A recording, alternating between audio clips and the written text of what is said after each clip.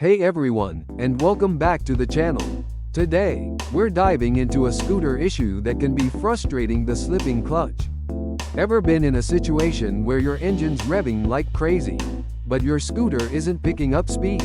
Yep, that's the telltale sign. Let me show you. Sound of engine revving high, scooter barely moving. See, the RPMs are soaring, but the scooter's not accelerating. This is a classic symptom of a slipping clutch, and we need to address it. A slipping clutch can be caused by a few things, but the most common in scooters is wear on the clutch plates, or a CVT issue, the continuously variable transmission. Today, we're opening the CVT case to check things out. It might seem intimidating, but with the right tools and patience, it's manageable. Before we start, safety first. Make sure your scooter is on a level surface, and the engine is cool. Gather your tools: a socket set, screwdriver, wrench, possibly a clutch holding tool, and penetrating oil. Alright, let's go. First, we need to remove the CVT cover.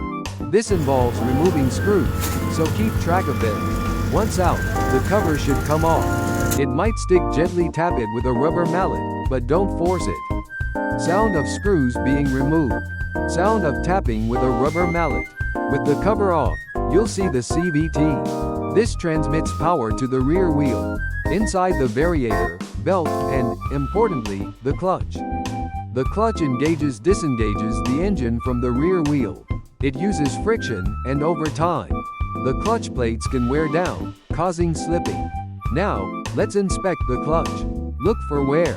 If the clutch plates are worn, they won't grip the clutch valve properly. Replace them if necessary. Inspect the clutch valve for damage, too.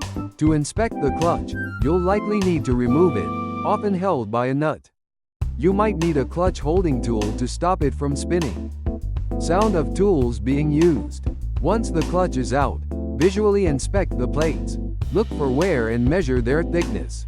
There's usually a minimum thickness specified in your service manual. Reassembly is the reverse of disassembly. Tighten everything to the correct torque specs found in your manual.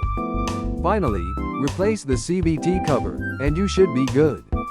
Sound of scooter starting and running smoothly. Hopefully, this helps you diagnose and fix a slipping clutch. Remember, regular maintenance is key. Thanks for watching, and see you in the next video.